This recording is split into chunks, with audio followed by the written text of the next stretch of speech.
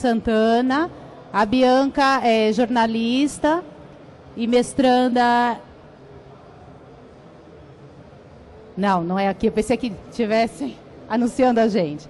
A Bianca é jornalista, faz um mestrado na área de educação e ela está estudando atualmente o uso das tecnologias na aprendizagem de jovens e adultos. Além disso, ela já colaborou com diversas editoras e é coordenadora do projeto de recursos educacionais abertos aqui no Brasil. Depois a Bianca vai ter oportunidade de se apresentar com mais detalhe para vocês.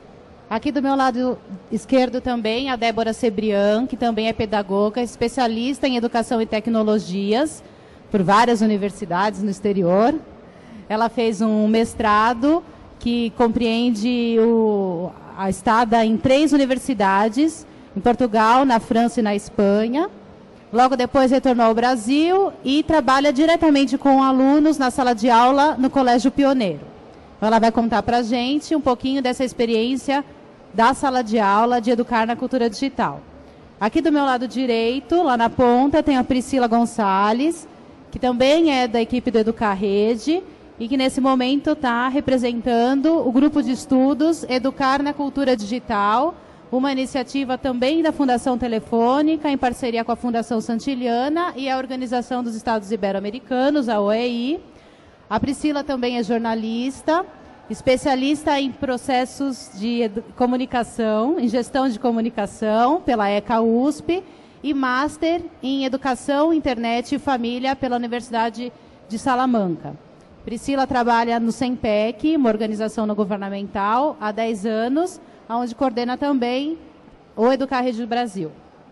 Aqui ao meu lado direito, Luciano Meira. Luciano Meira, nosso convidado de Recife, que veio de mais de longe, obrigada por ter vindo. Ele é psicólogo, mestre em psicólogo, o currículo do Luciano é extenso. Pedagogo, mestre em psicologia cognitiva pela Universidade Federal de Pernambuco, PhD em educação matemática pela Universidade de Berkeley, na Califórnia, professor do Departamento de Psicologia da Federal de Pernambuco e pesquisador da pós-graduação em Psicologia Cognitiva nessa mesma instituição. É consultor em educação da Joy Street, uma empresa do Porto Digital, lá de Recife, Pernambuco, e do César, que é o Centro de Estudos de Sistemas Avançados do Recife, que é uma organização sem fins lucrativos ligada ao Centro de Informática da Universidade Federal de Pernambuco. Então, nós temos aqui um time rico, né, e muito diversificado. A gente vai poder conversar sobre a educação e a cultura digital, sobre as diversas perspectivas. E, para começar, a ideia não é que cada um faça uma exposição do seu projeto, mas que sim, que a gente converse sobre essa questão da educação e a cultura digital e durante a conversa cada um exponha um pouco mais a sua experiência. Para começar, eu queria lançar uma pergunta para cada um dos participantes, uma reflexão, e aproveito para convidá-los também a fazer uma apresentação de algum detalhe que eu tenha deixado passar. Vou começar aqui pelo meu lado esquerdo, que inclusive, por coincidência, a ordem alfabética foi respeitada, que era o que eu ia utilizar. Então, Bianca, Débora, Luciano e Priscila. E a provocação inicial qual é? Eu queria que cada um colocasse para a gente o que entende por educar na cultura digital. Obrigada, Mila. Acho que sim. Tá ligado, né? Obrigada, Mila, as meninas, pelo convite. E educar na cultura digital é uma pergunta complexa para eu responder primeiro nessa mesa, mas vamos lá. Tem um slide, eu não sei quem está com... Tem um primeiro aí que eu coloco os diagramas de arquitetura de rede do Paul Baran, que eu acho que ajuda a pensar um pouco o que é educar no digital. Então tem aí os 3 modelos básicos de arquitetura que ele desenhou, né? Da rede centralizada, da rede descentralizada e da rede distribuída. Então, na rede distribuída, cada computador, além de ser consumidor de informação, é também um potencial produtor, certo? E eu acho que isso inspira a gente a pensar a educação. O próximo slide. Isso, obrigada. Como é essa educação? Como pensar uma arquitetura distribuída também na educação? Uma arquitetura em que cada pessoa é potencial educadora e potencial educando também. Então, eu acho que educar na cultura digital, obrigada, equivale também a aprender na cultura digital. Pronto. E que olhar para essa arquitetura nos permite pensar sobre as práticas pedagógicas, como o currículo é construído e quais são os espaços de educação também. Porque além da educação escolar, de que a gente tanto fala, qualquer espaço é um potencial espaço educador. Então eu gosto da Rosa Maria Torres, que fala das comunidades de aprendizagem, que aí fala do bairro educador, da cidade educadora, e todos nós somos aprendizes e educandos. E acho que vale olhar melhor para essa arquitetura para pensar como a gente democratiza a educação. Muito obrigada, Bianca. Bom, boa tarde a todos. Eu vou começar fazendo uma correção. Acho que a Mila falou que eu sou pedagoga. Foi isso? Falei. Eu não sou pedagoga. A minha formação inicial é educação física. E depois eu parti para essa área. Tá? A minha percepção do que é educar na cultura digital, ela é um discurso um pouquinho mais apaixonado do que o que a Bianca expôs aqui. Tá? Para mim, educar na cultura digital é formar professores e alunos para a apropriação de novas linguagens que a era digital proporciona. Isso é uma primeira coisa. Vocês poderiam colocar, por favor, meu primeiro? Isso. Eu me arrisquei e fiz esse gráfico, né? Então, quais são essas novas linguagens que o professor pode utilizar? Eu coloquei algumas aqui, não são todas, são as que eu mais utilizo, as que eu conheço melhor. Educar na cultura digital também é incentivar o protagonismo juvenil. É fazer com que o aluno, ele faça o seu próprio caminho, ele usa as suas próprias estratégias para o seu aprendizado. E como é que ele faz isso? Essas ferramentas de colaboração, hoje, elas propiciam esse tipo de coisa para o aluno. Né? Que ele possa criar o seu material, que ele colabore com o seu amigo e que eles criem coisas juntos. Educar na cultura digital, para mim, a gente não fala muito nisso, mas também é incentivar e promover o protagonismo docente. Porque à medida que o professor se apropria dessas novas ferramentas, ele também vai ser um formador, junto com a equipe de informática que tem na escola. Às vezes nem tem, né? Tem lá um professor que é um entusiasta e ele acaba motivando toda aquela comunidade a entrar nessa nova era. Para mim, uma coisa também que a gente não fala muito em educação, mas eu acho importante, é sempre estar ligada nos tipos de conteúdo que os alunos consomem fora da escola. Então, o que eles fazem? Eles estão nas redes sociais, sobre o que eles estão falando lá? Eles assistem muitos vídeos. Que tipo de vídeo que eles estão vendo? Quem são os ícones para eles hoje? Será que é o Justin Bieber? Ou será que, por exemplo, se a gente fala na escola, ou melhor, você está andando pelos corredores da escola e você vê os seus alunos falando, não faz sentido. Será que você sabe de onde é que veio essa frase? Em quem é que eles estão se inspirando? Né? Então, essa frase é de um garoto muito famoso hoje, que é o Felipe Neto. E você vê eles falando sobre esse garoto o tempo todo, e se inspirando. Eles também querem virar vlogueiros a partir do que esse cara está fazendo. Né? Porque ele foi parar no programa de televisão, na GNT. A partir desses vídeos, enfim, que era uma brincadeira inicial. Educar na cultura digital também é tirar um pouquinho o foco do computador. Né? É pensar nas telas digitais de uma maneira mais abrangente. Porque às vezes o professor pensa que ter uma aula com tecnologia é só usar o computador, mas a gente tem várias coisas que a gente pode inserir no contexto da nossa aula. Né? Você tem uma máquina fotográfica com função de vídeo, então você está fazendo um projeto de vídeo, você já está educando na cultura digital. Você tem um celular, a gente não aproveita muito o celular, né? A maioria dos alunos hoje tem, mesmo os pequenininhos, e aquilo tem um potencial enorme de uso. A própria televisão, filmadora, os PSPs e DNS da vida. Então, essas coisas, como é que a gente utiliza esse tipo de apropriação que os alunos já têm? Eu fiz uma cola para não esquecer, tá, gente? Educar na cultura digital também, para mim, é repensar o currículo. o currículo escolar frente à era digital. Então, a gente pensa nessas novas ferramentas, legal, bacana, elas proporcionam muitas coisas, mas daí a gente pode passar para uma outra pergunta. Afinal, o que é educar? Educar é só português, é só matemática, é só história?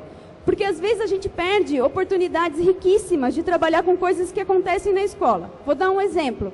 Vamos supor que você está trabalhando com blog, vocês estão fazendo um blog colaborativo. E aí uma criança vai lá e escreve um palavrão no post. Qual que é a tua reação? Isso aconteceu com a gente lá, por isso que eu estou expondo aqui.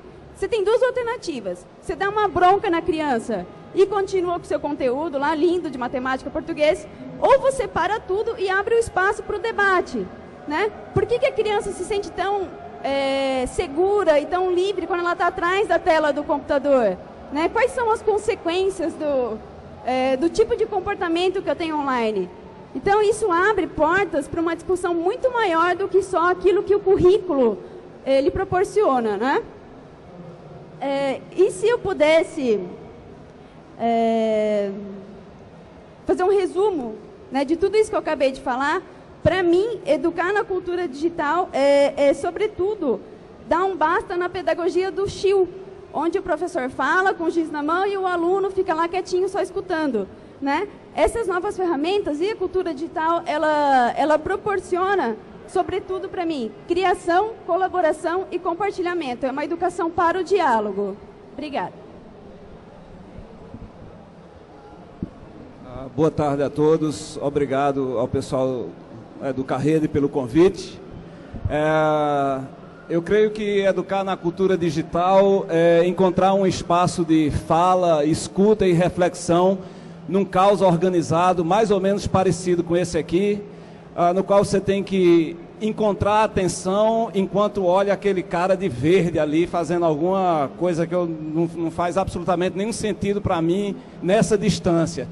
Então, educar na cultura digital é encontrar os jovens, as crianças, os educandos de uma forma geral, em espaços que eles já estão, muito provavelmente fora da escola, porque, me dá o próximo slide, por favor, porque, ok, enquanto a internet em 15 anos saiu da web 1.0, a internet copista, essa é uma foto sugestiva dos monges copistas do século XVI, enquanto em apenas 15 anos a internet saiu daí para cá, né? Em 15 anos nós temos uma internet de uma dinâmica completamente diversificada. A escola, e muito mais que em 100 anos, que eu estou chamando da escola 1.0, não consegue sobreviver num caos organizado desse aqui, e tudo o que fez foi colocar computadores em cima das mesas. Os computadores ficaram menores e mais bonitos, e mais baratos, mas continuam a ser computadores em cima das mesas, na mesma forma de arranjo social. É claro que eu estou exagerando, tem muitos exemplos de outros arranjos sociais dentro da escola que transformam a escola numa escola 2.0. Mas educação, obviamente, não é só escola, Débora acabou de fazer essa menção. Então, o que a gente precisa é ver que tipo de educação 2.0, por exemplo, os nossos jovens constroem na Lan House. Então, eu falo construir porque tem uma coisa muito dissociada da vida dos jovens nas metáforas que a escola e a educação constrói, em geral, para os jovens. Então, fala-se, ainda hoje, os educadores costumam usar imagens e metáforas como passar conhecimento, absorver conteúdo, que são imagens e metáforas muito mais apropriadas à mesa de jantar, provavelmente. Me passa o sal, não consigo absorver esse sorvete. Eu nem sei se isso se fala para sorvete, mas parece sorver, né, do sorvete, eu acho. Mas é muito mais apropriada para outros ambientes do que para aqueles de produção de sentido e conhecimento. Então, as metáforas da escola 1.0 não são mais apropriadas para esse caos aqui. E educar na cultura digital significa mudar essas imagens e buscar, por exemplo, na Lan House, nessa confusão aqui, outras imagens, outras metáforas. Boa tarde, pessoal. Boa tarde a todos.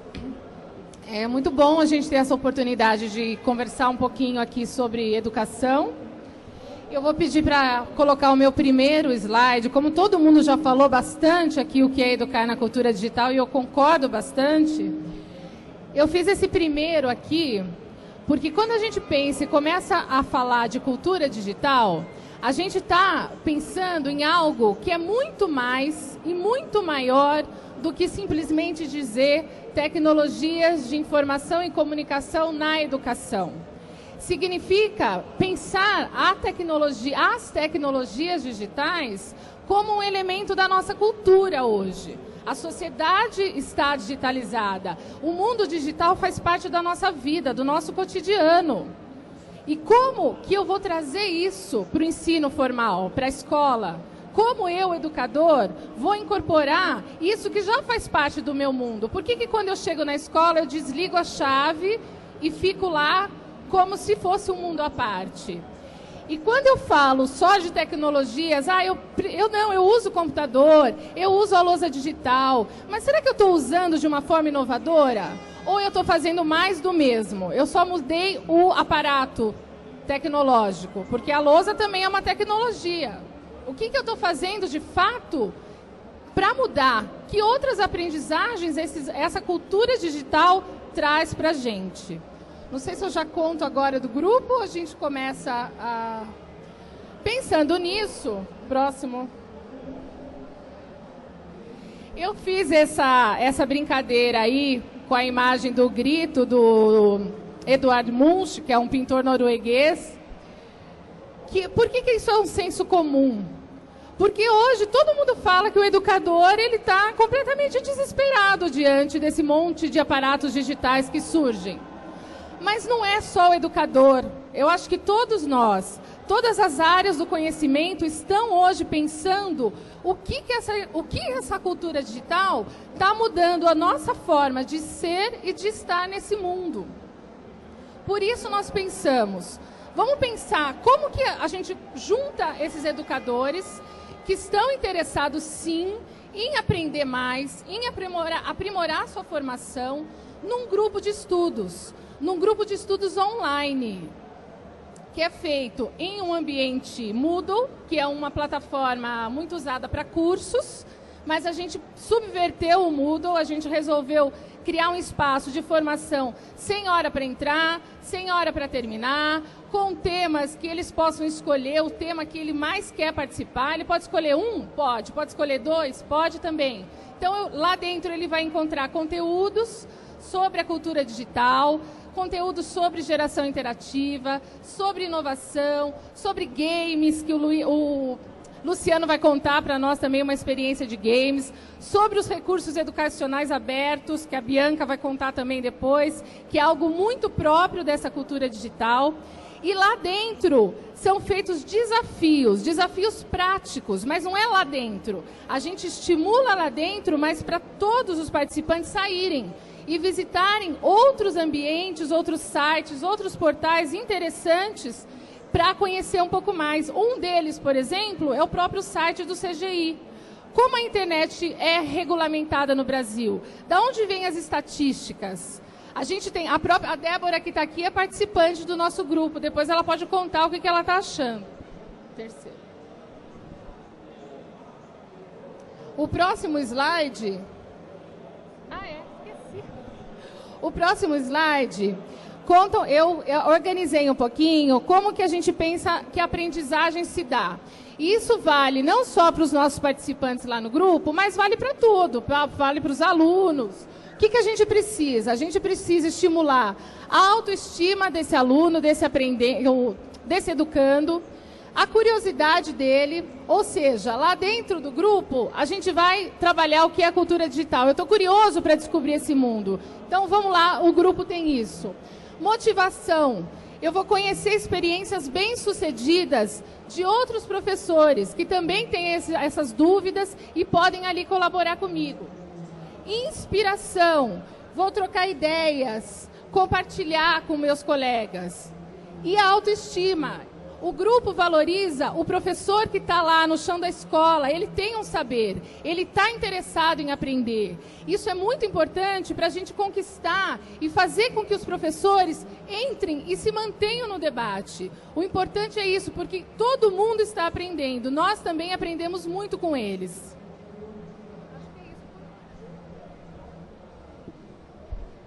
Obrigada, Pri. Bom, eu vou pedir então, acho que aqui nessa primeira rodada, né, a gente levantou várias questões e aproveitando o gancho que a Pri já começou, contar um pouquinho sobre o seu projeto, eu queria que cada um falasse um pouco da sua experiência.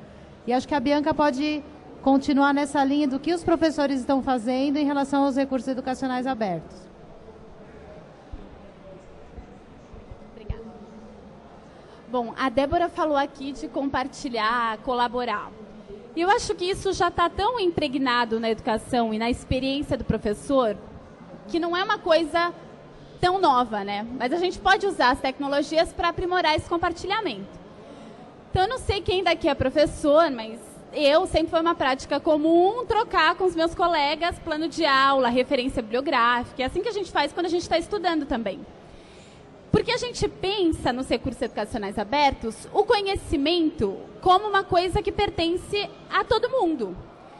Na experiência da academia, por exemplo, quando você constrói um artigo científico, seu mestrado, seu doutorado, você não senta, tem uma inspiração divina e escreve alguma coisa, certo?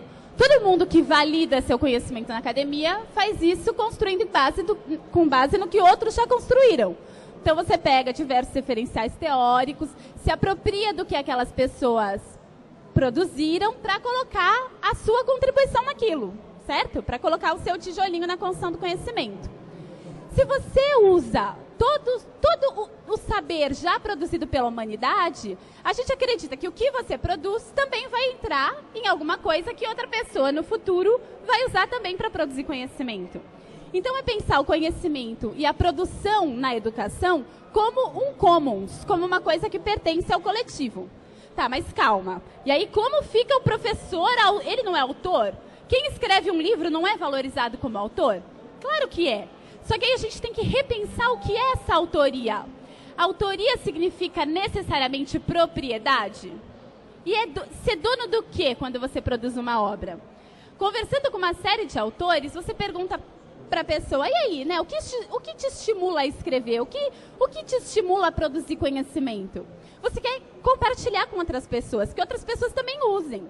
Dificilmente alguém fala, olha, eu comecei a escrever porque eu quero ser rico. Né? As pessoas normalmente fazem outras coisas da vida além de escrever, e muita gente vira autor profissional, vende seu trabalho e é remunerado por isso também. Aí quando você pega o Paulo Coelho, que é um ícone de vendas, o cara é best-seller e tal, ele é um cara que fala, olha, eu quero que toda a minha produção esteja disponível na rede, esteja disponível a todas as pessoas. Porque ele acredita que assim, mais gente vai ter acesso ao que ele produz, a obra dele vai ser mais conhecida e ele também vai vender mais. Então, tanto no argumento do mercado, quanto no argumento do compartilhamento, a gente pode pensar nas coisas como algo acessível a ser compartilhado por todas as pessoas. E aí, falando do professor. Normalmente, o professor da educação básica, que está na sala de aula, ele não é reconhecido como autor. Normalmente, ele recebe lá o livro didático, mas não é só aquilo que ele usa para dar aula, certo?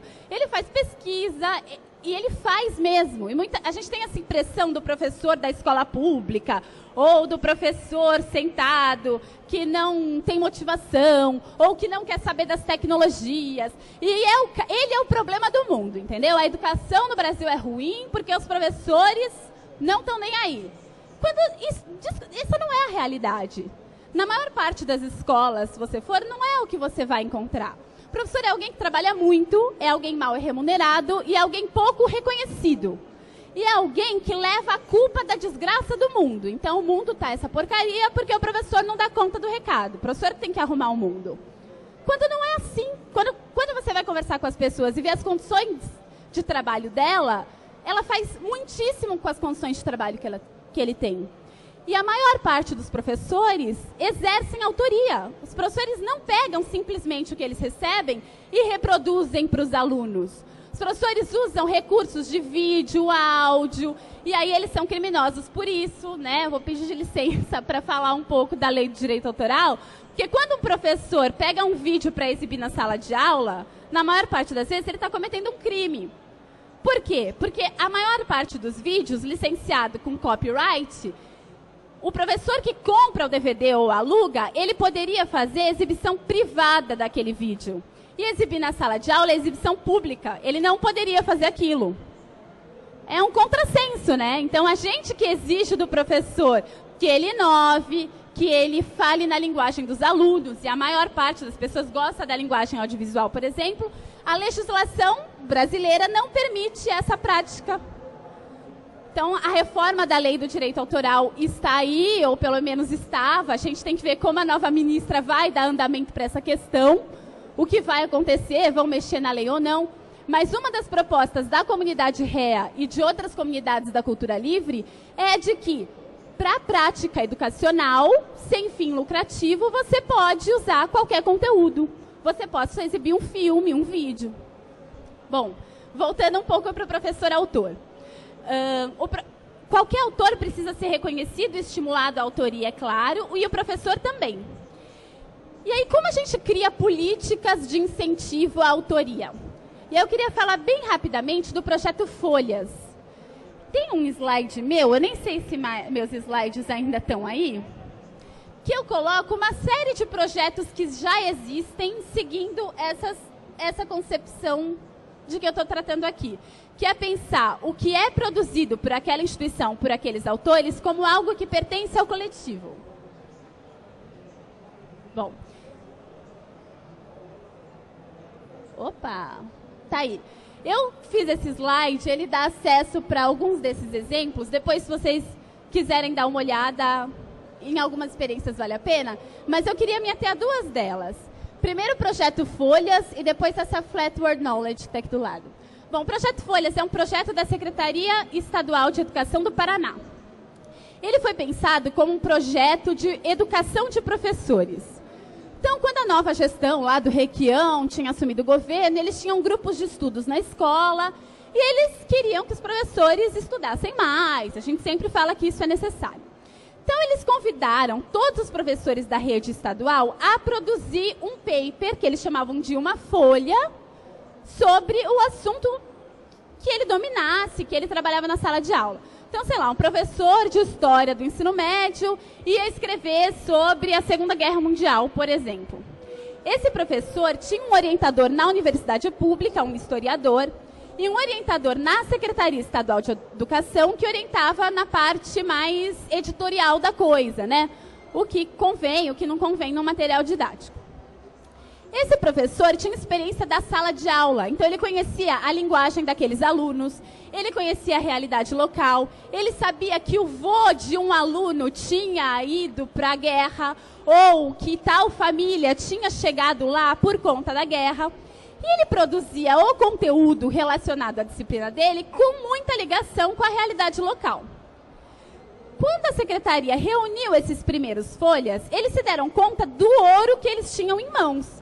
E de como aquele material tinha mais qualidade, em alguns aspectos, por mais que qualidade seja um termo relativo, do que o livro didático que eles recebiam, produzido ou em São Paulo ou no Rio de Janeiro, por um autor que está na universidade pública e há muito tempo não sabe o que acontece na sala de aula e que não tem a menor ideia do que acontece no Paraná. O que a secretaria resolveu? Reunir esses folhas e produzir o livro didático público. E aí eles criaram um programa de alguns anos e hoje eles têm livros para todas as disciplinas do ensino médio, do 1º ao 3º ano. Esses livros foram produzidos pelos professores que foram remunerados para isso, que tem o nome deles reconhecido naquele trabalho. Professores que depois são convidados para falar para outros professores sobre as experiências deles e se sentem valorizados por isso. Ganham ponto na carreira por aquilo que eles produziram. E o que o Estado ganhou? Um material didático muito bacana, disponível na rede, online, aberto para qualquer pessoa usar. E aí o que o governo fez? Imprimiu exemplares de livros para distribuir nas escolas na quantidade que precisasse. E o bacana é que algumas escolas privadas de Curitiba começaram a imprimir também alguns dos livros e usar na sala de aula, de tão bacana que era. E aí você pensa como um recurso público foi bem empregado, porque além do trabalho de educação de professor, de valorização profissional, você também comprou material de qualidade, não só para os seus alunos, como você deixou disponível para qualquer pessoa usar. Bom, eu sou apaixonada pelo Folhas, acho que vale a pena vocês darem uma olhada, é fácil achar no Google, tem todos os livros disponíveis online. E a gente precisa acompanhar o que vai acontecer agora com o Projeto Folhas, com a mudança do governo. Então, não falando de uma perspectiva partidária, foi a oposição que ganhou no Paraná, e eu acho que ia ser bacana a gente ver o que vai acontecer com uma política bacana dessas. Bom, Flat Word Knowledge é outra experiência de recurso educacional aberto, que vem de uma editora privada com fins lucrativos. Então, eu saí lá do projeto da educação pública para pensar como é possível um modelo de negócio que pense no acesso livre. O que a Flat Word Knowledge é? Bom, o Eric, que é um dos fundadores, trabalhava na Pearson, que é a maior editora de livro didático americana, e eles estavam ali pensando o que ia ser o livro didático nessa cultura digital. E na Pearson a coisa não andava. Ele saiu com mais 2 colegas, resolveram montar a editora deles. Eles tinham acesso a autores reconhecidos, eles tinham a confiança desses autores, então eles encomendaram ali uns livros para deixar disponível na rede. Online, qualquer pessoa pode acessar gratuitamente o conteúdo deles. E como eles ganham dinheiro? Impressão sob demanda e download. Então, eles vendem para baixar para o computador, para iPad, qualquer formato proprietário ou não, você paga para fazer um download. O que tem de bacana fora a impressão sob demanda? Eu sou professora na minha escola, eu vi esse livro desse autor e eu achei legal. Só que esse capítulo 3 não me interessa muito. E eu acho que a ordem do capítulo 1 e do 7 não está boa, eu preferia inverter. E eu também queria acrescentar uns parágrafos aqui que eu acho que vai ajudar. E você pode fazer isso. Você pode remixar, alterar e dar um outro uso para aquele conteúdo. E aí você gera uma nova versão, que é do autor original e do novo autor também, e você imprime para os seus alunos ou usa com eles online do jeito como você, professor, autor, produziu. Eles fazem um trabalho também, quando eles acham que o novo conteúdo gerado é bacana, eles são uma editora, então eles procuram um novo autor, procuram o autor original e fazem o processo de edição dessa nova obra, que é uma obra derivada da outra, é outro livro, outro conteúdo, e os dois recebem direito autoral. Eles têm lá um jeito de calcular a porcentagem. No site deles, eles têm algumas planilhas mostrando que o lucro deles é tão bacana quanto das editoras comerciais tradicionais e que o autor, a longo prazo, ganha mais do que o autor que fecha o conteúdo em copyright. Por quê? Quando você lança um livro, a editora coloca a luz naquele livro, né? Então tem o lançamento, tem o pessoal do marketing trabalhando em cima. E com o tempo, isso vai diminuindo e a venda diminui também. Nesse outro modelo, o conteúdo é sempre alterado, é sempre atualizado. Então o autor continua vendendo por mais tempo. Então ele ganha mais dinheiro a longo prazo. São duas experiências para mostrar como pensar o conteúdo livre, aberto, em licença flexível, como as Creative Commons, por exemplo. Formato flexível. Então não adianta também você colocar ali num formato que as pessoas não conseguem abrir, não conseguem acessar. Mas quando você publica as coisas na rede, em formato livre, em licença livre, você pode criar uma série de novos usos, incentivar a autoria e ser muito mais reconhecido do que se você publicar as coisas com o C do copyright enorme, que não permite as pessoas reusarem o que você produziu da maneira como elas quiserem. Não sei se eu esqueci de alguma coisa, mas a gente vai continuar a conversa, né?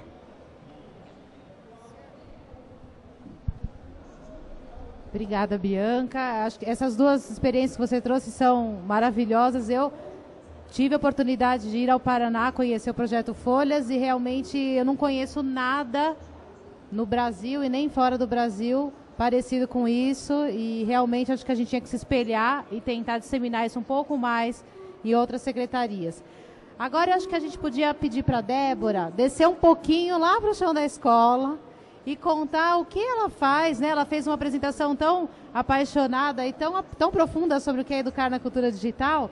Você podia contar um pouco para a gente o que você faz no dia a dia com seus alunos para tornar real tudo isso que você colocou mais conceitualmente.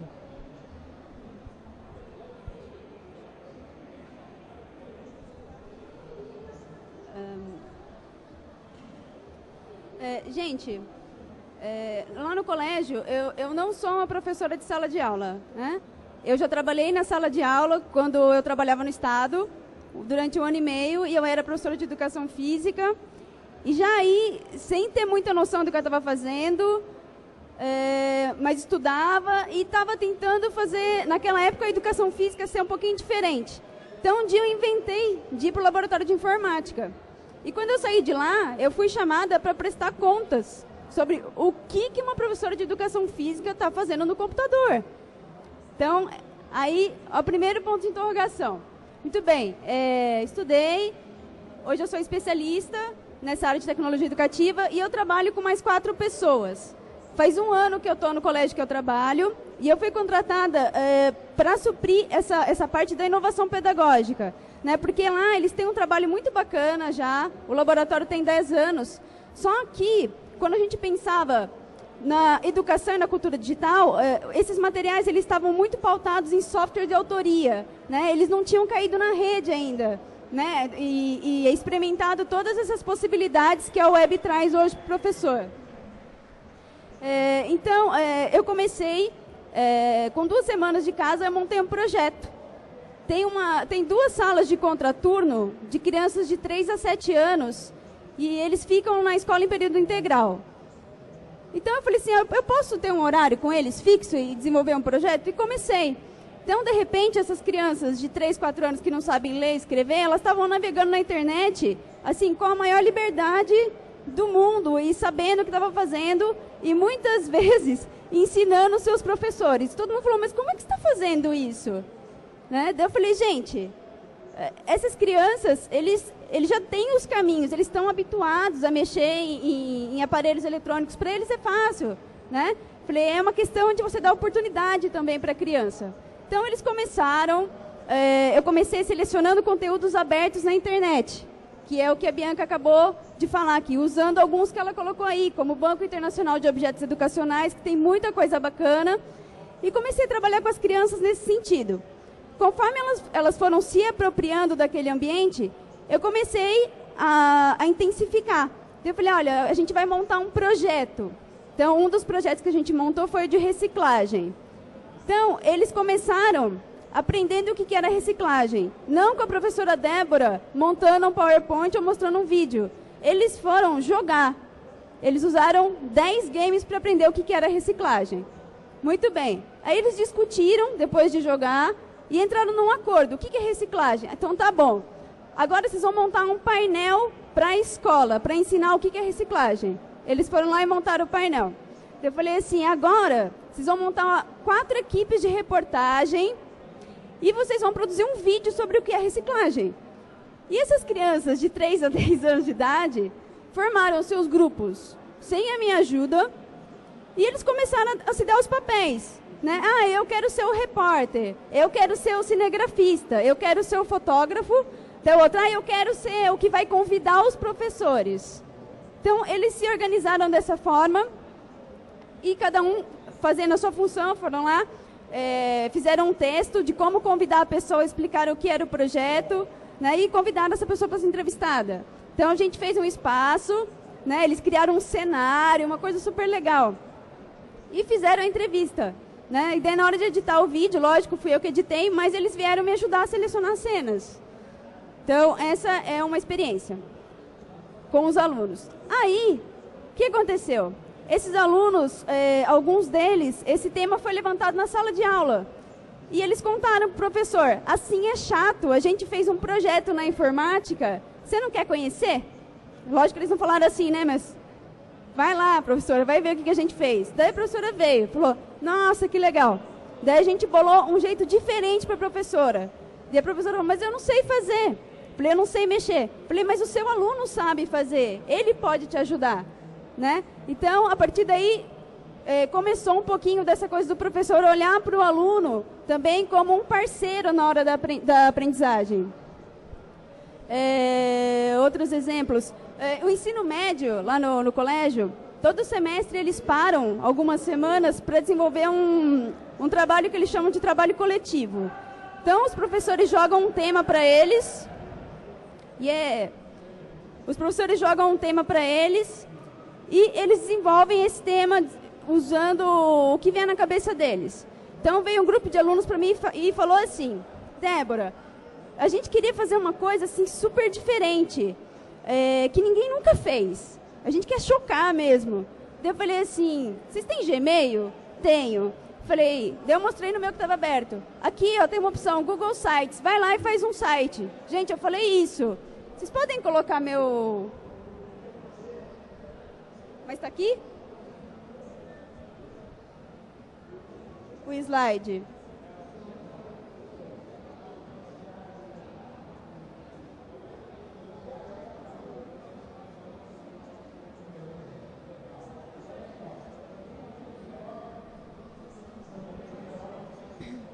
Isso.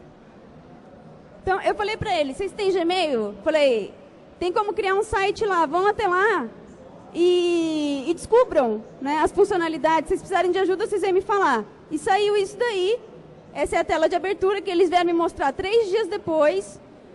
Então, aí dentro tem texto, tem imagem, tem vídeo, mas vídeo produzido por eles mesmos. Na época desse trabalho, a legendagem no YouTube tinha saído há uma semana, eu nem sabia que tinha. E eu vi o vídeo deles com aquela legenda, eu falei, como é que vocês fizeram isso? Ah, já tem lá, professor, é automático, você clica não sei aonde e já sai. Então, de uma coisinha desse tamanho, daí os professores viram isso, vieram falar, gente, e agora? Né? Esses alunos estão num nível já, como é que a gente faz para acompanhar isso? Então, estimulando o próprio protagonismo dos alunos, isso acaba motivando os professores, né? Eles também querem aprender, eles querem saber como é que eles chegaram nesse produto, eles querem poder participar mais disso.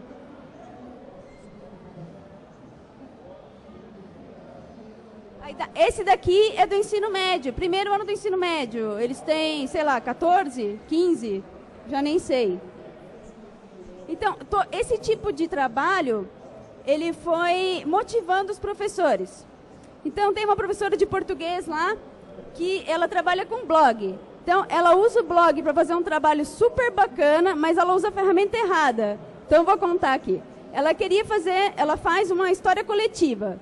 Então, cada dupla de alunos, ela posta um pedacinho da história, né? Eles vão fazendo esse retalho e no final tem uma história. Só que ela reclamou assim, nossa, às vezes eles escrevem muita coisa, muito texto. Então eu falei, professora, eu vou te mostrar uma nova ferramenta que o seu trabalho vai sair muito melhor com essa. Então, para esse tipo de coisa que ela queria, a melhor ferramenta era o Twitter. Né? E ela aprendeu e para o próximo projeto ela já vai usar o Twitter. Ela ficou maravilhada, falou, nossa, mas dá para fazer tudo isso com isso aqui? Eu falei, dá. Né? Eu não conhecia. Então, a gente, às vezes, isso que a Bianca falou, a gente fala, o professor tem preguiça, o professor é desmotivado, isso é mentira. Às vezes o que falta é oportunidade mesmo e alguém que fale para ele, olha, isso tudo aqui existe, você pode escolher o que você quer e às vezes uma ferramenta é mais apropriada que outra, né? E esse mesmo projeto dela do blog, ele não está aberto, eu não posso passar o endereço, está fechado. Mas depois que terminou, teve uma mostra cultural na escola e os pais viram o blog, leram a história e daí a gente formou monitores com os alunos para ensinar os pais a entrar no blog e deixar seu comentário. Né? Os comentários foram assim, nossa, mas o meu filho está aprendendo desse jeito agora, que legal. Né?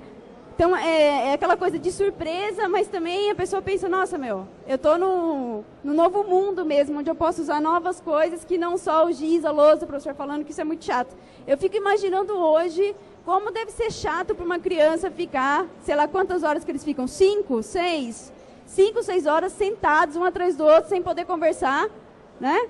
Isso é muito chato. E essas novas ferramentas, elas abrem possibilidade para isso também, para que a criança possa falar.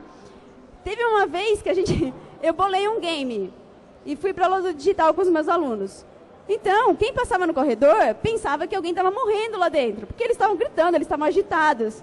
Né? E alguém abriu a porta e falou, que bagunça é essa? Daí eles falaram, a gente está aprendendo. Né? Então, o discurso deles também está mudando. Né? Que mais que eu posso contar? A criação do site, o vídeo, o som não funciona. Eu vou mostrar para vocês um pedacinho do vídeo desse que eu falei do projeto de reciclagem, tá? De como é que foi a entrevista. Você pode colocar?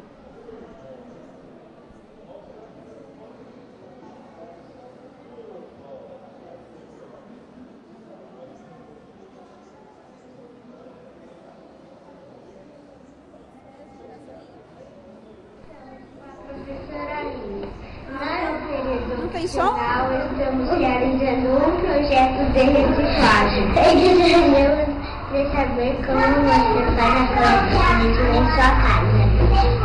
Na minha casa, a coleta seletiva é feita em 2 etapas. Na primeira, a gente recolhe num lugar o lixo orgânico, num outro lugar o lixo reciclável.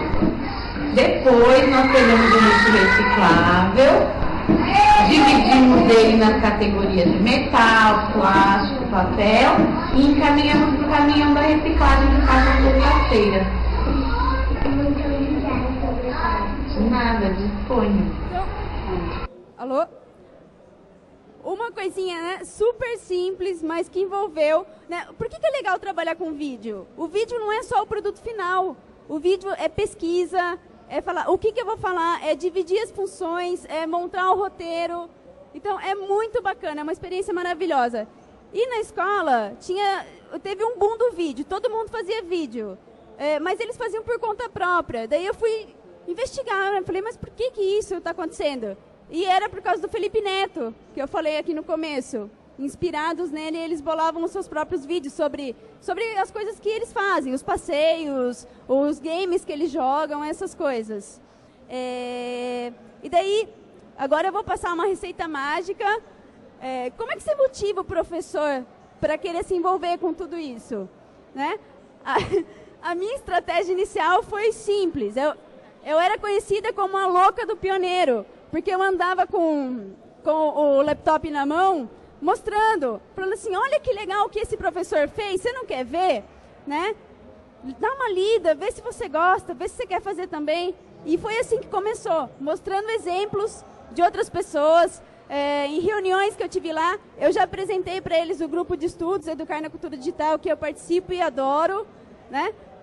Eu participo mais pelas redes sociais, porque o meu estilo, eu detesto, não tenho paciência para o Moodle, mas o legal do grupo é justamente isso, né, de abrir as portas para todos os estilos. Né? Se você gosta de estar lá naquele ambiente, lá tem o fórum, lá tem a discussão, tem a mediação. Mas se você não gosta, você também tem as redes sociais, que a discussão também rola por ali. Né? E as web TVs também, umas coisas que eu não pego, que são muito boas. E alguns já começaram a visitar o grupo, mesmo ano passado, e ver como é que funcionava. Porque às vezes a gente pensa também que a formação do professor, a escola, ela é sempre obrigada a produzir o conteúdo, mas tem tanta coisa na rede, né? E conversar com outros professores. Eu sou numa escola particular hoje, mas por que não incentivar esse diálogo entre o público e o particular? Eu acho isso muito importante. Ou entre o particular e o particular, a gente não troca muito, né? Parece que é aquela coisa, se eu mostrar para o meu concorrente, eu vou estar perdendo aluno. Né? Não é assim que funciona. Eu acho que a gente tem que se integrar mais. Né? Talvez eu tenha me embolado, eu tenho um monte de coisa para contar e fui contando tudo ao mesmo tempo. Não sei se eu já paro, Mila. E passar a palavra para outra pessoa, tá? Obrigada. Obrigada, Débora. É muito legal ver a Débora tão apaixonada e com tantas experiências práticas para contar. Queria pedir para o Luciano agora. Tá sem? Alô? Estão escutando? É que nós não escutamos. Queria pedir para o Luciano contar um pouco para a gente a experiência da Olimpíada de Jogos Digitais Educacionais da Secretaria de Pernambuco e Rio de Janeiro, que também é outra experiência maravilhosa e que a gente precisa conhecer um pouco mais. Bom, como eu dizia no início, Educar na cultura digital é disputar esse espaço de escuta, né? É porque aqui em cima a gente não escuta, embora talvez vocês estejam escutando. E aí eu acho que vocês vão ter que fazer muito mais barulho para competir com aquele grupo ali. Vocês estão muito calados. Vamos ver como é que vocês se manifestam de alguma maneira, com a ola, com alguma coisa para a gente ser ouvido. E tem um microfone aí, hein? Ok, então eu falava na criação de novas metáforas para a educação, né? Para a gente passar da escola 1.0 para a escola 2.0, para a educação 2.0, e a gente foi buscar nas lan houses, nos novos arranjos sociais que as lan houses criam, e frente à escola, a lan house, mesmo tendo um declínio do número de acessos a partir da lan house, a partir de 2009, a lan house ganha de lavada da escola. Só 14% dos acessos à internet no Brasil são a partir da escola. Isso é um verdadeiro absurdo. Lan house ganha de disparada e a casa das pessoas está começando a ficar mais preponderante. Então a gente vai na lan house e metade das pessoas vão à lan house, segundo as pesquisas, para jogar. Então a metáfora do jogo para os jovens, para as crianças, nos parecia muito bacana. A gente foi buscar inspiração em grupos como certamente vocês conhecem, o TheFunTheory.com, e tem um monte de coisas muito bacanas para você ver lá. Obviamente eu não vou ter tempo de descrever aqui. E baseados na hipótese de que o lúdico realmente pode mudar o comportamento das pessoas e promover novos arranjos sociais, acho que Bianca e Débora demonstraram alguns projetos muito interessantes, onde a mudança é no arranjo social, não é na tecnologia. Então, o jogo é a mesma coisa, a gente acha que o lúdico é que pode construir esses novos arranjos sociais, e que jogos digitais podem apoiar formas de aprendizagem que são, ao mesmo tempo, in situ, aprendizagem quando ela é necessária, e in time, no momento em que ela é necessária, né? Nos lugares e no tempo em que ela é necessária. E isso significa aprender o que faz sentido para as crianças e os jovens. Então a gente começou a construir uma Olimpíada de Jogos Digitais e Educação, que hoje roda nos estados de Pernambuco e Rio de Janeiro, que basicamente é uma aventura digital, no estilo gincana, sendo que roda na web, onde o personagem do jogador, é um jogo multiplayer, o personagem do jogador, eu vou dar detalhes daqui a pouco, ele encontra desafios na forma de jogos casuais e enigmas baseados na matriz de competências do Enem e do SAEB. Tá? O que acontece? Basicamente, pulou aqui, nós temos 24 jogos casuais que são tematizados com conteúdos da escola, conteúdos que não são para ser absorvidos, mas entram dentro da atividade do jogo para promover uma aprendizagem periférica. Parte dos desafios são enigmas que dão tokens ao jogador para ter mais tempo de jogo durante o dia, porque é limitado em 1 hora, mas ele pode jogar até 2 horas se ele responder corretamente as coisas e fazer pontos nos jogos que trabalham a aprendizagem periférica. Além disso, nós trabalhamos com o Wikigames, que eu não vou ter tempo de detalhar aqui, mas certamente alguns de vocês conhecem. São jogos jogo de labirinto em nós de hipermídia, em Wikipídias especiais, construídas com conteúdos específicos do currículo dos estados em que a gente trabalha, que é Pernambuco e Rio de Janeiro. Então, formando bancos de conhecimento para os alunos e professores das escolas públicas. E um outro tipo de desafio são os jogos de realidade alternativa, onde a gente usa aspectos do mundo físico, como panfletos distribuídos na escola, para fazer pontos dentro da aventura digital. Então, esse aqui é um panfleto que ali naquele código de barras tinha as coordenadas geográficas de um determinado local no estado de Pernambuco, no caso o Palácio do Campo das Princesas, a casa do governador. Então eles tinham que descobrir que ali tinha uma informação no mundo físico que contava ponto no mundo digital. Então isso tudo é uma gincana, jogada em times de alunos dentro dos sistemas públicos de ensino desses dois estados, onde os professores atuam como aliados, cada time tem que ter um aliado. Os jogos são todos construídos com base em mecânicas clássicas para ser divertido, e em flash para rodar em qualquer computador, mesmo os mais velhinhos. As escolas estão conectadas, mas os computadores não são lá, essas coisas todas. Então, os jogos são casuais e em flash para que rodem bem, e você não tem que fazer download nem nada, e tudo tematizado perifericamente em torno do currículo da escola. Por que isso é tão importante para a gente? É porque a gente não quer fazer jogo educacional. A última vez que a gente falou isso na escola, os meninos diziam, eu não quero. Aí a gente faz, na verdade, faz isso num sistema em que o aluno está dentro de uma rede social na escola. É um projeto de baixo para cima, tipo bottom-up, de forma que ele se inscreve e convida o professor para ser o aliado dele. E cada time tem que ter um aliado. E eles jogam como se for uma rede social. Aí a gente chama isso de jogos conversacionais sociais, que a ideia é promover um ambiente de diálogo, onde eles podem jogar e ter os professores como seus aliados, respondendo perguntas que são tematizadas pelo currículo da escola, onde o professor pode até responder por ele, não tem problema nenhum. Aliás, é muito saudável que o professor participe respondendo. A ideia é que os alunos possam trabalhar com os professores esses conteúdos. Aqui tem algumas fotos. Isso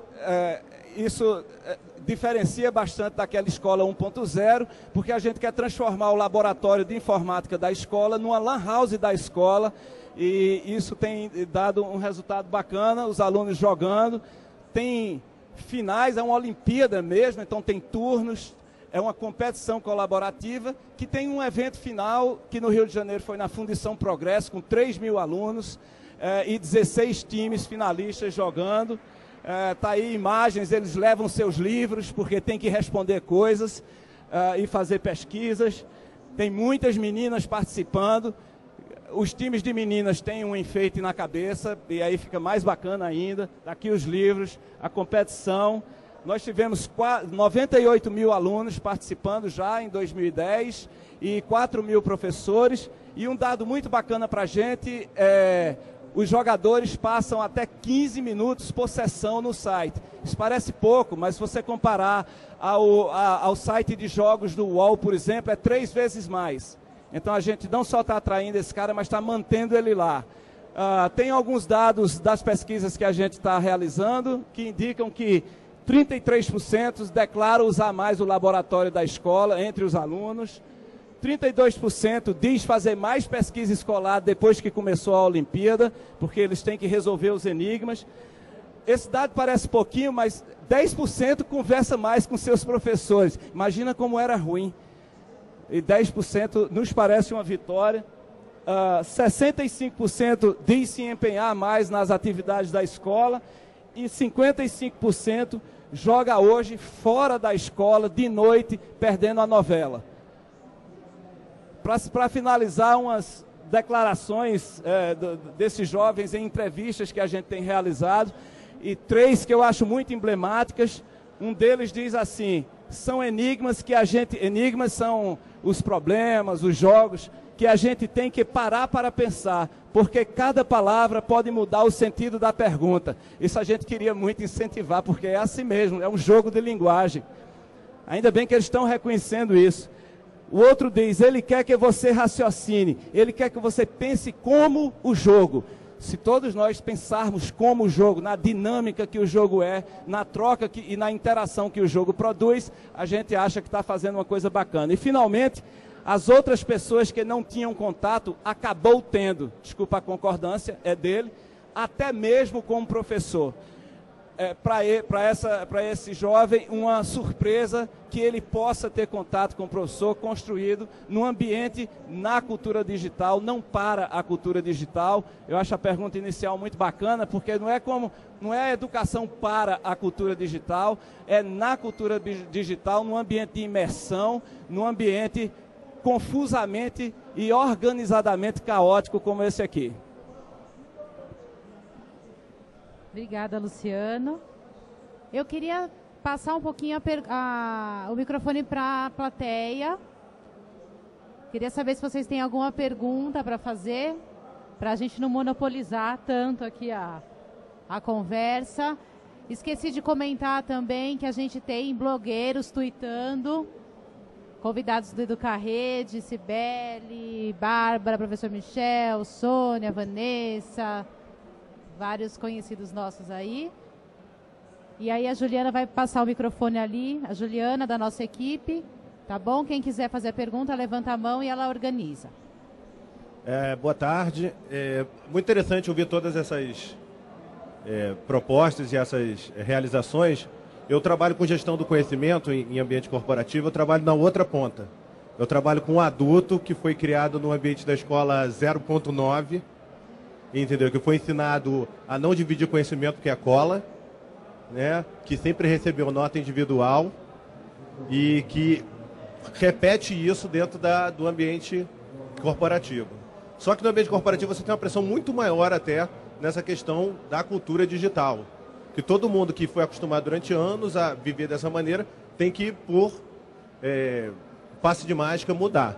A questão que eu penso aí é a seguinte: a escola tende a copiar uma estrutura do trabalho, onde você tem um modelo hierárquico, você tem um chefe, você tem um conhecimento que é avalizado. Como é que a gente vai conseguir fazer essa mudança na escola sem fazer a modificação no ambiente para onde essa criança está sendo criada? Sem mudar o ambiente final dessa criança. Porque não adianta eu formar uma criança toda no modelo de cultural, de compartilhamento, colaboração, e ela chegar lá em cima, ter um chefe que é de cima para baixo e que o negócio não atinge como ela foi criada para isso. Como que é seu nome? Lisandro. Lisandro. Então, Lisandro, mas como eu falei no começo, eu acho que essa questão da cultura digital, ela não é só da educação, ela é da sociedade em geral. As empresas estão repensando também, não só os seus modelos de negócios, mas também a forma como elas vão receber esses jovens nativos digitais que estão chegando aí. Ontem teve um debate aqui, acho que você não pôde vir, mas tem um vídeo, e esse tema saiu. Justamente porque também não é pré-requisito. Todo mundo começa a ter que se adaptar a essa cultura digital. A escola tem que olhar para isso, o mundo empresarial, o mercado, o jornalismo está perdido. Está todo mundo tentando entender isso. E quando a gente fala que o educador não sabe, ou a escola não prepara, você trouxe um outro ponto de vista aqui. Você trouxe o ponto de vista das empresas, que as empresas ainda estão fazendo uma relação hierárquica. Só que isso, paulatinamente, vai ter que mudar. A sociedade já está mudando. Eu queria comentar que esse assunto, né, esse tema, acabou já aparecendo algumas vezes nesse próprio palco em outros momentos. Eu mesma pude assistir uma discussão sobre empreendedorismo digital, acho que foi na terça-feira, pela manhã, e a questão era essa, inclusive, né? Como lidar com esses jovens, que é a geração Y, geração digital, né? Os nativos digitais, a geração interativa que está vindo para as empresas e que, de fato, estão colocando em xeque essa estrutura mais hierárquica que elas encontram lá. Então, não é uma questão só da empresa, acho que não tem como. Muda a escola, depois muda a empresa e depois muda a escola. É tudo junto agora, é uma mudança ao mesmo tempo, porque as pessoas estão indo para o mercado de trabalho, todo mundo que está aqui, gente, essa garotada toda, o Renê, que veio, 17 anos, ele veio do Rio de Janeiro, está na escola, está no segundo colegial, está no ensino médio, está indo, vai trabalhar. Então, acho que a gente não tem muito como fazer essa separação. Primeiro preparar a escola, mudar a escola, para depois mudar o mundo corporativo. Acho que é isso que a Priscila está colocando, né? É um desafio que está colocado para todo mundo. E quem não mudar vai ficar para trás. O Volney falou muito isso, né? Quem não seguir essa onda vai acabar ficando para trás, vai ficar no abismo. Eu só ia... usando a linguagem que os jovens usam, nós somos jovens também, mas eu acho que eles vão tocar o terror, Lisandro. Eles vão tocar o terror nessa coisa, porque eles vão ser os chefes, eles vão ser os patrões desse negócio. E o blog do professor Silvio Meira traz essa semana uma brincadeira, uma história que ele faz dos entrepreneurs. Como que nós, os nerds conhecidos, podemos criar os negócios do futuro para os quais nossa própria geração, estou me incluindo, vai criar novos modelos de negócio e assim por diante. Então... Eu queria rapidamente falar de mim. Eu trabalho hoje na Casa de Cultura Digital aqui em São Paulo, que não tem uma figura jurídica, não tem CNPJ. Nós somos umas 10 pequenas organizações de pessoas que fazem coisas de que gostam. Então, eu nunca tive um registro em carteira. De estagiária, eu passei para pessoa jurídica, trabalhando numa grande editora. E eu falei, poxa, por que eu vou ficar aqui dentro da editora, tendo hora para entrar e sair, se eu sou pessoa jurídica? Eu fui para o mundo continuar fazendo as coisas, só que eu queria sem ter horário. E eu não acho que isso seja um modelo ideal para o mundo. Eu só acho que as pessoas vão achar alternativas para a vida não hierarquizada que elas quiserem ter. Eu até estou com o Pedro no meu colo, mamando, enquanto eu falo na mesa, e eu acho que isso não seria possível em outros momentos, né? Então, é o mundo todo mudando.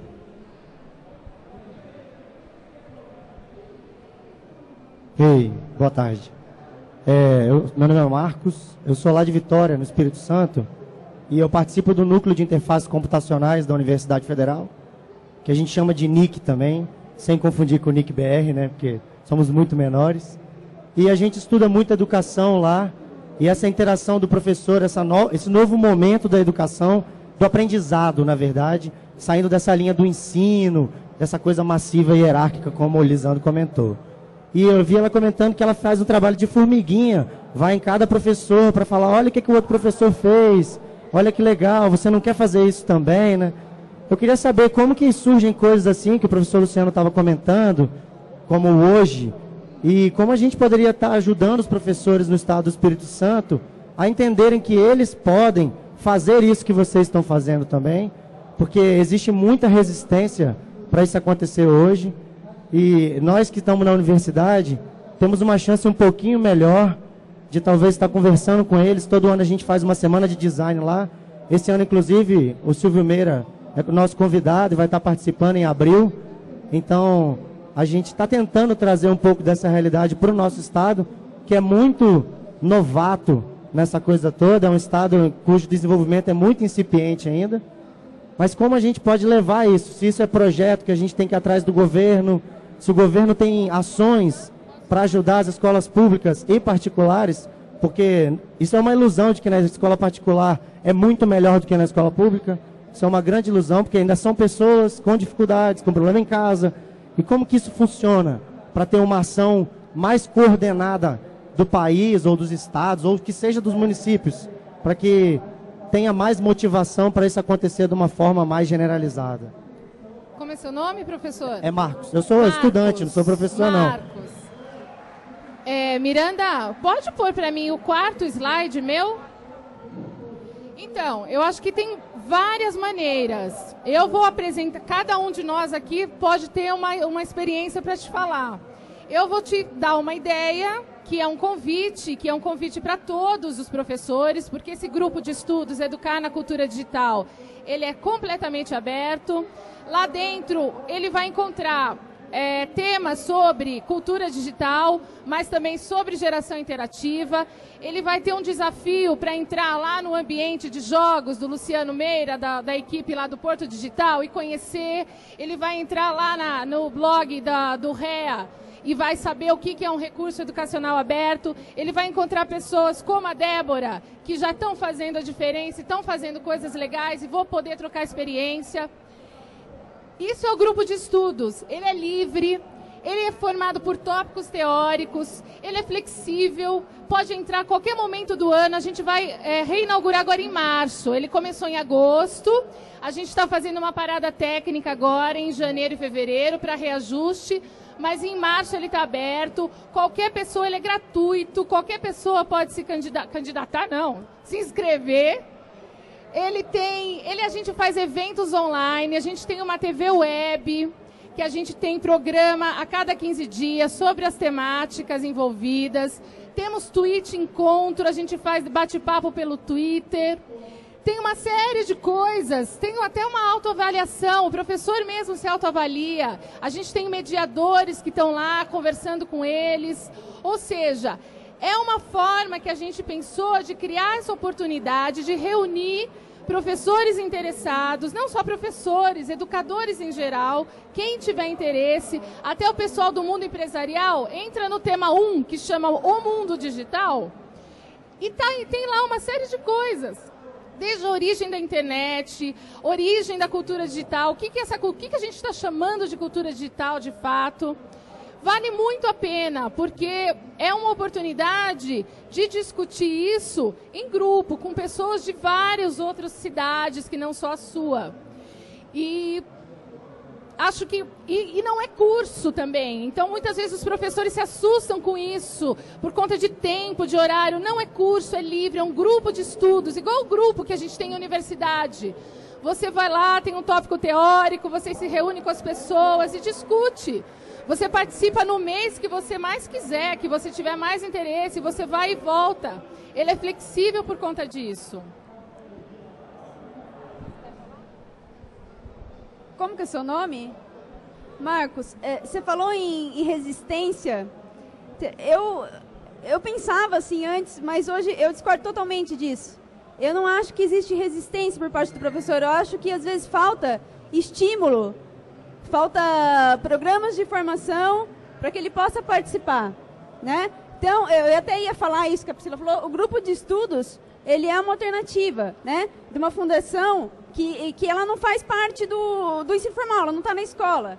Então, você citou aí que eu vou de professor em professor, né, mostrando exemplos. Eu faço isso porque eu vi que dá resultado. Mas isso não quer dizer que eu, na minha função lá na escola, eu não vá montar coisas formais. Isso faz parte. A escola tem que tomar essa responsabilidade e oferecer, né? Mas aí também já tem outras questões aqui que eu só vou pôr para provocar, né? Que horas que vai ser essa formação? Se o professor trabalha nos 3 períodos, ele vai ganhar para isso? Né? Ele vai receber dinheiro? Ou ele vai ganhar só um certificado? Ou ele não vai ganhar nada? Né? Então, são questões aí para a gente pensar. Mais uma coisinha só, Débora. A gente acredita que o professor, o educador, ele tem uma motivação pessoal também de querer aprender. Então, por isso que é livre. Ele quiser fazer de madrugada, se ele quiser fazer no fim de semana, tem mediador. A gente pensou nesse ponto. Não é só pensando que o professor ou o educador tem que fazer um curso porque vai ganhar ponto, vai ganhar certificado. O aprender, se a gente quer despertar a aprendizagem nos nossos alunos, que aprender é uma coisa para a vida toda, que é muito bom e gostoso aprender, por que a gente não vai achar que o professor também quer aprender, que ele também tem interesse? As colegas vão me permitir discordar um pouquinho. Eu acho que tem resistência, sim. Eu acho que tem professores que montam alguma resistência, pelo menos. Acho que o Marcos está afirmando ali positivamente. Eu acho que pelo menos ele encontrou alguma. Assim, essa pelo menos alimentou a nossa ideia de fazer um projeto que não chega pela direção e pela gestão da escola, que chega porque nós vamos nas redes sociais em que os alunos estão, no Orkut, e a gente anuncia hoje a Olimpíada dentro do Orkut, na página da escola, que alguém da escola montou, um aluno da escola montou. Então, o aluno que sabe, ele se inscreve, mas todo time precisa de um professor aliado. Aí o aluno identifica um professor e começa a conversar com ele. Aí o outro professor diz, pô, mas o que é isso que você está fazendo? Aí o outro professor fica mais ou menos convencido que pode ser interessante. Alguns perguntam, mas eu tenho que entender de computador? Eles ainda perguntam isso. E tem algumas pesquisas, qual é a linha que a gente segue? Tem algumas pesquisas que mostram que, de fato, para uma massa considerável de professores, eles vão levar um tempo razoável até entender de uma nova tecnologia, porque são, de fato, de uma outra geração mesmo, e estão com muito tempo dentro da escola, numa grade literalmente curricular. Então as pesquisas mostram que essas pessoas levariam tempo demais para se apropriar de certas tecnologias, e quando isso acontecer já tem outra no lugar. Então é inútil, na verdade, muitas vezes apresentar tecnologias. É por isso que a escola continua 1.0 mesmo com as tecnologias. Um outro arranjo social que a gente considera muito mais interessante, e isso o professor já sabe fazer, é que o professor tem uma visão muito mais ampla do que geralmente, pelo menos, do que um rapaz, uma moça de 16, 17 anos, sobre a articulação dos conhecimentos. Então isso, o professor é insubstituível. Ele ajuda o aluno a articular e a produzir sentido sobre a diversidade de coisas que a cultura digital promove. Ele não precisa ensinar o aluno a usar essas coisas, porque essas coisas os alunos sabem fazer. Mas muitas vezes os alunos perdem o sentido do todo. E eu acho que parte da educação é construir um sentido para a atividade. Não é ficar fazendo uma coisa e outra na sequência, mas construir uma história pessoal daquilo. E isso os professores sabem fazer muito bem. Eu não ia falar nada se fosse para concordar, mas para discordar, eu acho que eu preciso. Acho que não é fácil, não é fácil. Você pode achar 50 receitas e eu posso te dar, e cada um pode dar, e provavelmente nenhuma delas vai dar certo, lá no lugar onde você está. Mas eu acho que vale a pena pensar, quem é esse professor de quem a gente tanto fala? Normalmente é uma professora, mãe, que cuida da casa e ganha pouco para trabalhar muitas horas. E aí você pede para ela entrar no Orkut no domingo para responder o que o aluno falou com ela. Eu vou dizer para você, ela não responde porque ela é desinteressada e não gosta, ou é pela condição de trabalho dada a ela? Será que se a gente começar a repensar os horários e as atribuições, não fica mais fácil convidar essa professora a se engajar? Outra coisa, você levar alguém para fazer formação no seu laboratório, com um computador lindo, funcionando bem, com um técnico do lado para quando a coisa não funcionar e com uma conexão ótima, e você dá uma formação para ele, acha que ele vai voltar para a escola, que o computador não funciona direito, que não tem técnico, que não tem conexão e que ninguém apoia o que ele vai fazer, você acha que essa é a formação que dá certo? Então, eu acho que a gente precisa pensar melhor o que é isso, do que a gente está falando. Eu acho que um bom começo é não falar em formação de professor, nem em capacitação de professor, porque os professores são capazes e eles não precisam de formas. Mas a gente pode falar um pouco de como o professor também é educado e aprende junto com as outras pessoas. Eu queria só, complementando a resposta do Marcos, falar do projeto Minha Terra, do Educarrede, que é uma outra possibilidade gratuita. É um projeto que acontece há 4 anos, ele é aberto a todo o Brasil, são mais de 10 mil participantes, tem professores e alunos do Brasil inteiro. Qualquer professor do Estado do Espírito Santo que quiser entrar, participar, ele pode participar, independente da Secretaria independente de Secretaria de Estado, município. Ele é livre, aberto para qualquer um participar.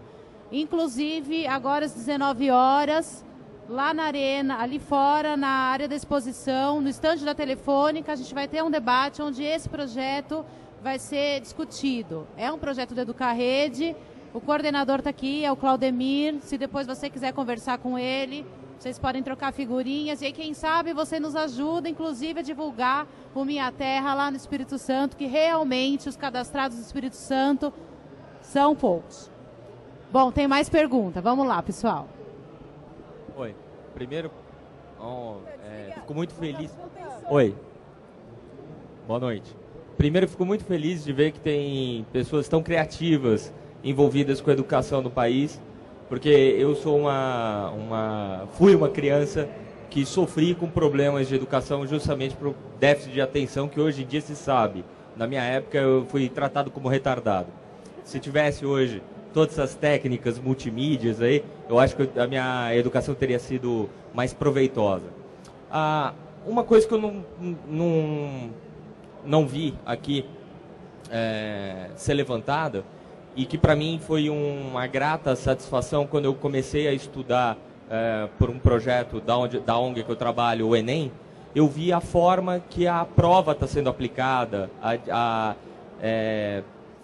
muito mais voltada para o conteúdo e para a lógica da criança do que para a decoreba, para as coisas segmentadas, o que é matemática, o que é física, química e tudo isso. Como é que vocês veem também a revolução que a internet e o mundo digital pode trazer também para o sistema de avaliação dessas crianças? Tá todo mundo aí brigando, falando do que tem que aprovar, porque senão não tem vaga para quem está vindo. Tem todo um quê de política, envolve filosofia, a sociologia. Os educadores vivem discutindo isso, e eu queria que vocês explanassem como vocês enxergam que a avaliação do aluno também, o quanto que ele aprendeu, pode ser impactado usando essas novas tecnologias.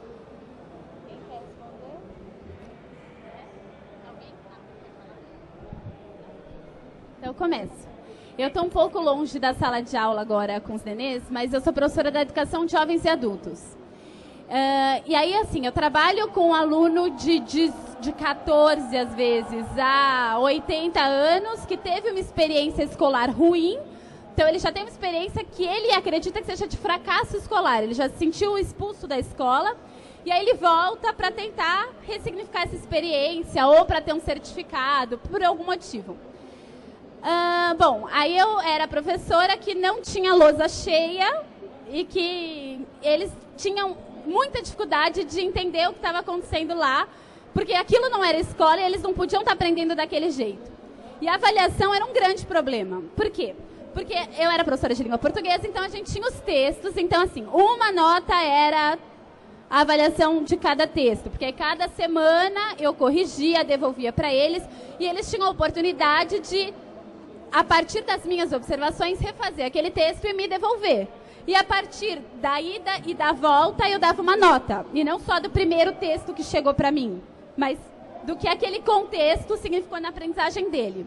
Então, uma nota era da produção do texto, outra nota era das pessoas participarem das atividades. Tinha ali umas 4 notas, e a quinta era a autoavaliação. E eu fazia uma média dessas notas. E eles achavam um grande absurdo ter autoavaliação. Porque e se alguém vier aqui e der 10? E dar 10 para si mesmo, se a pessoa tirou uma nota baixíssima no resto? Isso não é justo. Então, até os alunos têm muita dificuldade de repensar o que é avaliação. E por mais incrível que pareça, eles eram muito mais rigorosos na avaliação deles do que a minha. Então, eu dava notas mais altas para todo mundo do que as pessoas se davam. Eu acho que a avaliação também é um processo distribuído. Então, não foi à toa que eu passei aqueles slides lá dizendo que eu acho que isso serve para repensar tudo. Porque as pessoas têm muita consciência do que elas sabiam quando elas começaram o processo e de onde elas chegaram ao final desse processo. E é importante que a gente ensine as crianças e os adultos a perceberem isso. Não precisa ser externo o tempo todo, pode ser conjunto.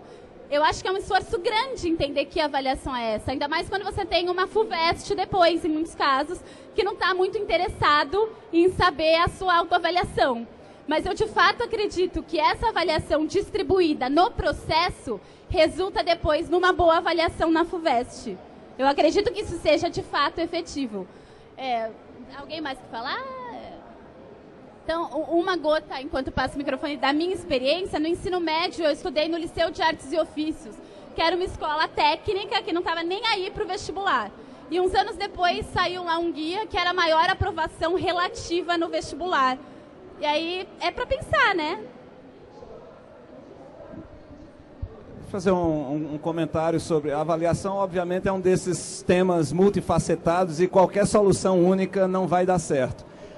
Mas uma coisa que a gente está começando a fazer nas Olimpíadas é usar o engajamento dos jovens nesse ambiente para construir um tracking do comportamento, da atividade deles com relação aos jogos, aos enigmas, que são baseados na matriz de competências do Enem, de maneira a construir um índice das Olimpíadas que, se todos os alunos, se muitos alunos das escolas jogarem, eu possa acompanhar em tempo real as competências em desenvolvimento dos alunos daquelas escolas e comparar esse índice com os índices SAEB e Enem, Prova Brasil, que são divulgados anualmente. De maneira que um gestor ou, eventualmente, um secretário de educação pode ter um painel de controle em tempo real de onde ele pode investir recursos para melhorar o ensino de um determinado tópico, numa determinada disciplina.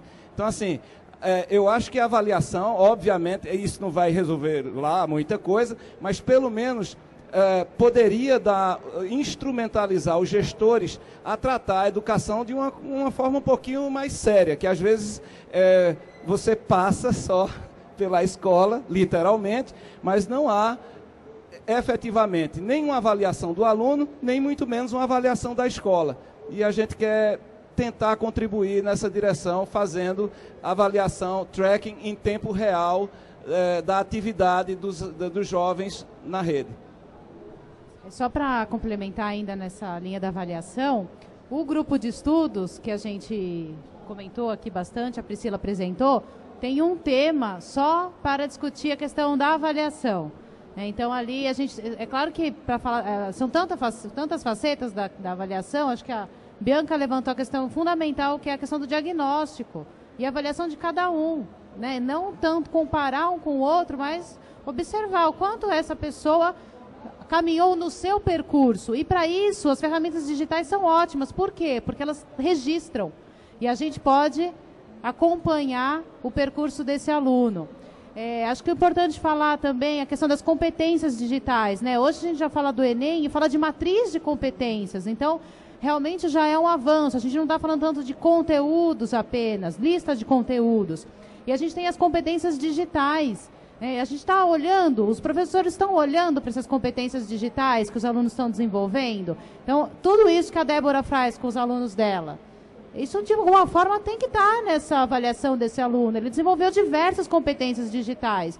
Produção, edição, pesquisa, remix, seleção, comunicação, diversas coisas. Né?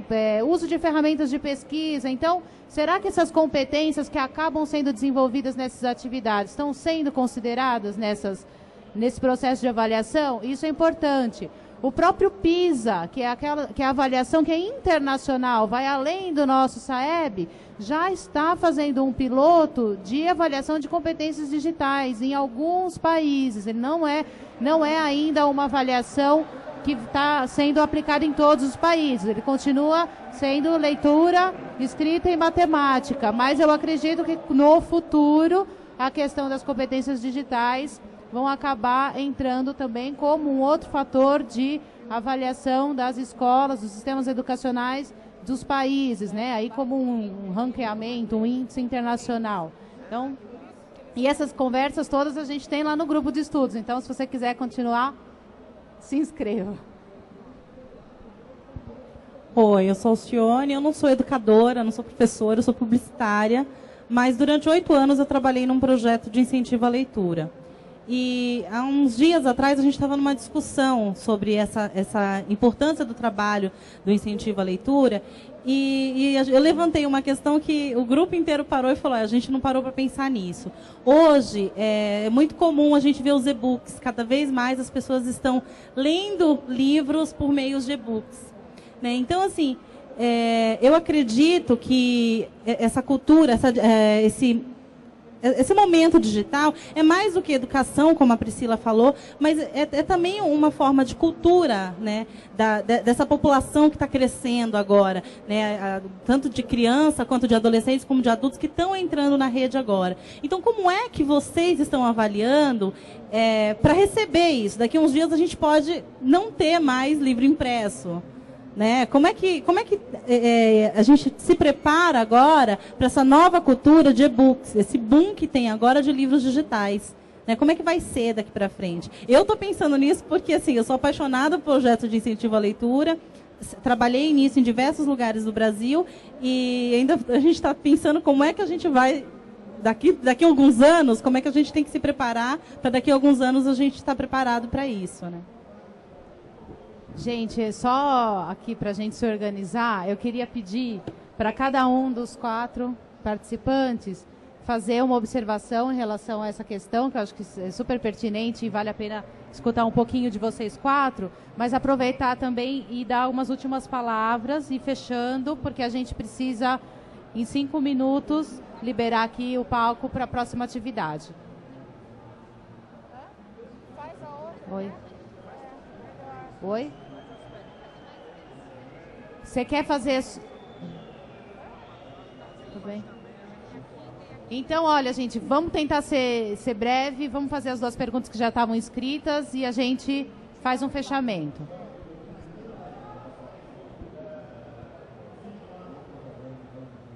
Eu sou Figueiredo, do Instituto Federal do Espírito Santo, professor, educador, e eu gostaria, se foi nos exemplos dados, se houve um repensar da organização curricular das escolas.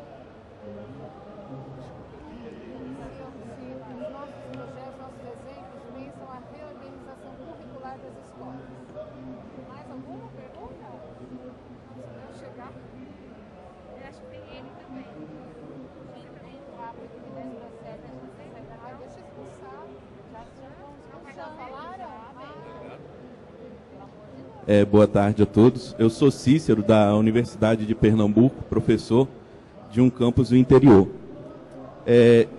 Professor de um curso de computação. E eu tenho notado que a maioria dos estudantes de computação hoje tem notebook de nível superior, né?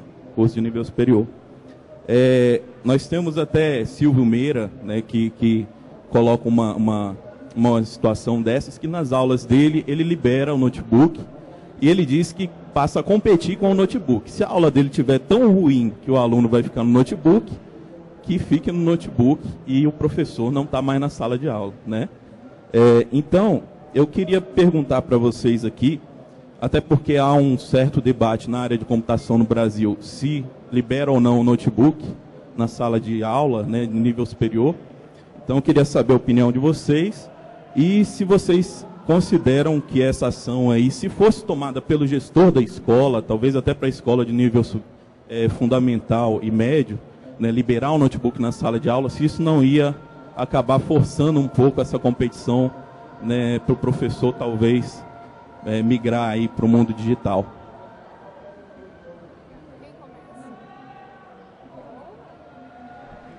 Então tá bom. Eu acho que para a gente conseguir, acho que não vai dar para cada um responder a tudo. Talvez a Bianca possa focar mais na questão da leitura, a Débora na questão do curricular e a Priscila e o Luciano aqui na questão do notebook, que o último professor colocou.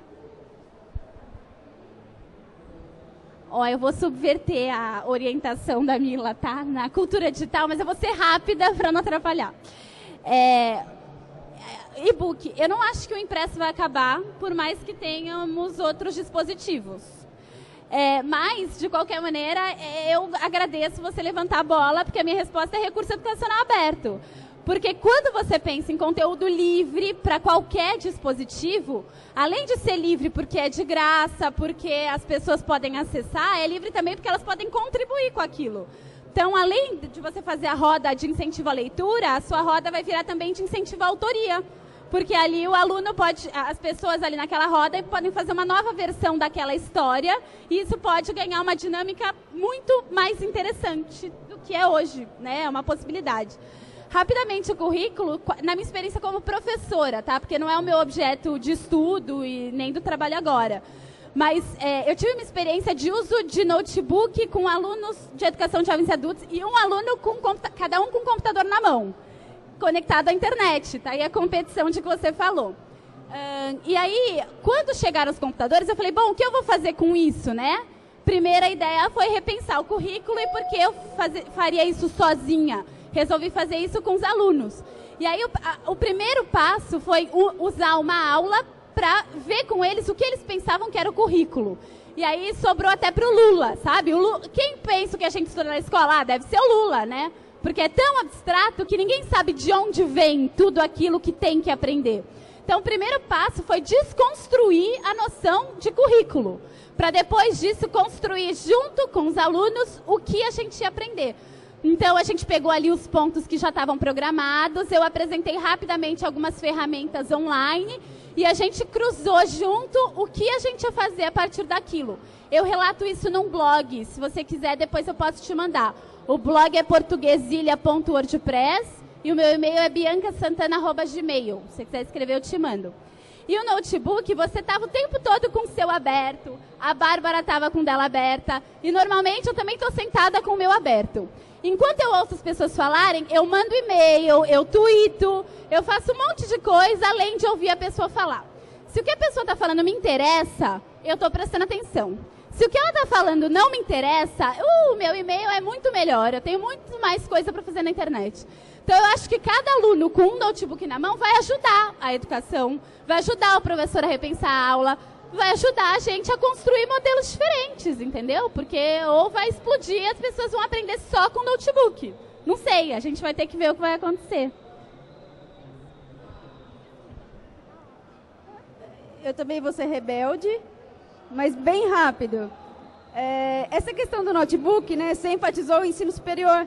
Mas, por exemplo, os nossos alunos do ensino médio, dos 3 anos, eles já levam o seu notebook para a sala de aula. É como se fosse o caderno deles, né? E nenhum professor lá acha que está competindo. É normal. É mais um... É como o caderno e a caneta. Tá lá o notebook, tá chato. Ele entra no Orkut, entra no Facebook. Inclusive, o administrador de rede veio falar para bloquear. Eu falei, não, deixa o aluno lá, né? Porque eles estudam por lá também, ou então, se tá chato, eles vão fazer outra coisa, mas eu acho que tem que deixar aberto, o aluno tem que ter escolha. Em relação a repensar o currículo, quando eu estava na escola pública, essa conversa nem acontecia. Agora, onde eu trabalho, a gente tem conversado bastante, né? Mas eu acho que a questão aqui é não adaptar o currículo às novas tecnologias. A gente tem que estar ciente de que essas novas tecnologias, elas estão no cotidiano, então elas têm que estar presentes no currículo também. Isso não é um adorno, falar assim, eu usei o Twitter na minha aula, que legal, eu sou demais. Não, tipo, você usou uma coisa que está aí, né, que é para ser usada, que é para ser explorada. Sei lá, eu penso isso, para ser rapidinha, vou passar, tá?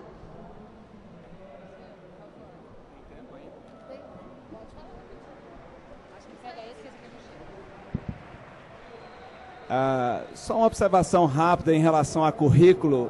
Meu sonho de consumo é uma escola chamada Quest to Learn.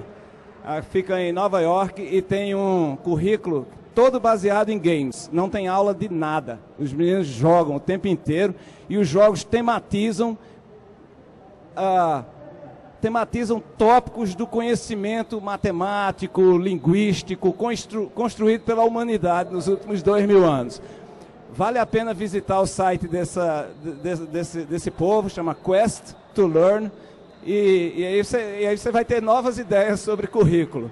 E libera geral tudo, iPad, notebook, isso ou vai mudar ou não vai mudar nada, porque tecnologia não muda nada. O que muda são os arranjos sociais que as pessoas são capazes de construir ou não. E para finalizar, além de agradecer, obviamente, o convite e a atenção da plateia, eu quero fazer uma camisa, porque tem um ali muito bacana que diz assim, Smart is the new sexy. Eu quero fazer uma que diz assim, educação está na moda. Para a gente ficar na moda, porque educação não está na moda há muito tempo, e já está mais do que passada a hora de ficar na moda, essa nova moda. Obrigado. Última coisinha que nós temos que acabar a mesa. Eu queria falar o seguinte. Uma vez lá no grupo de estudos, a gente fez um programa de TV web sobre cultura digital. A gente convidou a Camila do Prado, do Instituto Sérgio Mota, e convidou o Rodrigo Safazone, colega da Bianca lá da Casa de Cultura Digital. E uma pergunta que veio, e eu gostei muito do jeito que ele respondeu, o que é cultura digital? Ele diz assim, bom, a cultura digital, a gente chama de digital hoje, para a gente poder entender e refletir melhor sobre ela. Vai chegar um momento que a gente não vai mais precisar falar de cultura digital, porque isso vai estar tão impregnado na nossa vida que vai ser mais um elemento de cultura. E a educação é a mesma coisa. A gente fala de educar na cultura digital hoje, porque hoje é uma necessidade da gente repensar os nossos processos. Quiçá, em breve, a gente todos nós estejamos falando de educação e todos esses elementos já estejam impregnados. A mesma coisa para a leitura. A leitura sempre vai ser importante. Não importa o aparato que você vai usar para ter acesso ao livro ou a conhecimento de uma forma geral. É isso. E acessem aí, gente, está aí o site de todos os projetos que foram falados aqui. A gente espera vocês. Muito obrigada. Gente, só para finalizar, então, agradecendo novamente a presença de todos vocês, em nome da Fundação Telefônica. Aqui estão os nossos contatos. Esses slides nós vamos publicar no blog do Educarrede. Então, clicando em educarrede.org.br, blog Educarrede por aí, é onde a gente está colocando os materiais das falas, da onde o Educarrede participou aqui no Campus Party. Os nossos dados e as nossas apresentações vão estar lá. Estou dizendo porque a plateia solicitou aonde os nossos slides vão estar. Então, educarrede.org.br, blog Educarrede por aí, para quem quiser ter acesso a esses materiais. Então, muito obrigado pela atenção. Vamos para a próxima atividade e a gente se vê online.